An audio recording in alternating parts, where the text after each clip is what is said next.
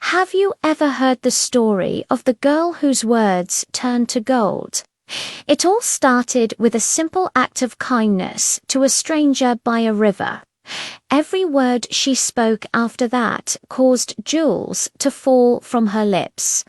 But when her greedy stepmother rushed to get the same blessing, all she received was a silence that would last forever. This is that story. 20-year-old Amara knelt on the hard ground, scrubbing cooking pots until her fingers ached. The moon hung low, and the entire village was asleep, everyone except her. Amara, Her stepmother Addie's voice cut through the night like a knife. "Come here." Amara's heart sank. She knew that tone. It always meant trouble. She hurried inside, wiping her wet hands on her wrapper. Ada's sat on the only good chair in their compound, fanning herself even though the night was cool. "Yes, Mama," Amara said softly, keeping her eyes down. "The water pot is empty," Ade said, pointing to the large clay pot in the corner. "Go to the river and fill it." Now, Amara's breath caught. "But Mama, it's midnight. The river is far, and the path is dark." "Are you questioning me?" Ade's eyes flashed with anger. "Your father spoiled you before he died, but I will teach you obedience, useless girl. Go, and don't come back until that pot is full to the brim." Amara wanted to cry, but she swallowed her tears. "Yes, Mama, I will go." She lifted the heavy pot onto her head and stepped into the darkness. The compound gate creaked open, and the night sounds surrounded her. Dogs barked in the distance. Nightbirds called from the trees. The wind rustled the palm leaves, making shadows dance across her path. Her legs trembled. Everyone knew that spirits wandered at midnight, good and bad. Everyone knew the dangers of the forest path. Fear wrapped tightly around her chest, but she kept moving, one shaking step at a time. They all said midnight was the hour when the spirit world touched the land of the living. They said only fools walked this path after dark, but Amara was no fool. Her stepmother simply didn't care. She had sent her anyway, and Amara had no choice but to obey. "Please God," she whispered, "protect me on this journey."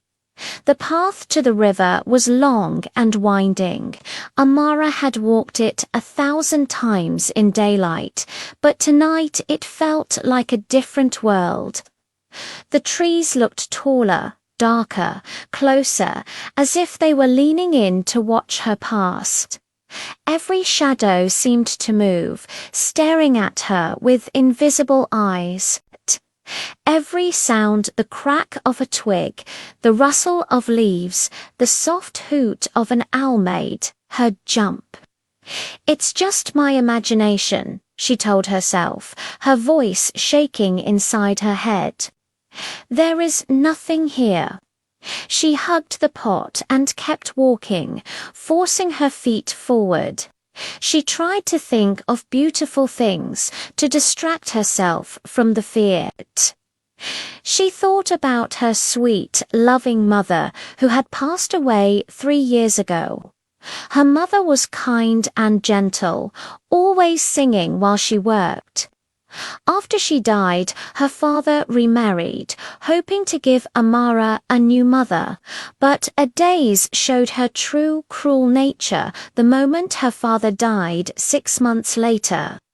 Now Amara was just a servant in her own home. She fetched water, cooked, washed, swept, and never received a kind word. When food was scarce, Ada's ate first. When there was work, Amara did it alone. The trees grew thicker as she approached the river. She could hear the water flowing, steady and eternal. Her heart pounded. Almost there, she told herself, just fill the pot and go home. The river appeared before her, silver in the moonlight, beautiful and terrifying all at once. She stepped carefully down the muddy bank, clutching the pot with both hands. Then she saw something that made her freeze. An old woman sat beside the river, hunched and frail, her wrapper torn and dirty.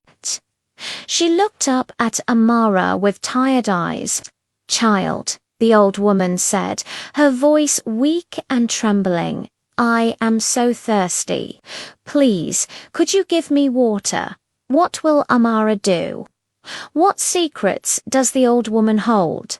Find out in the next episode. Thanks for watching, and don't forget to subscribe for more tales.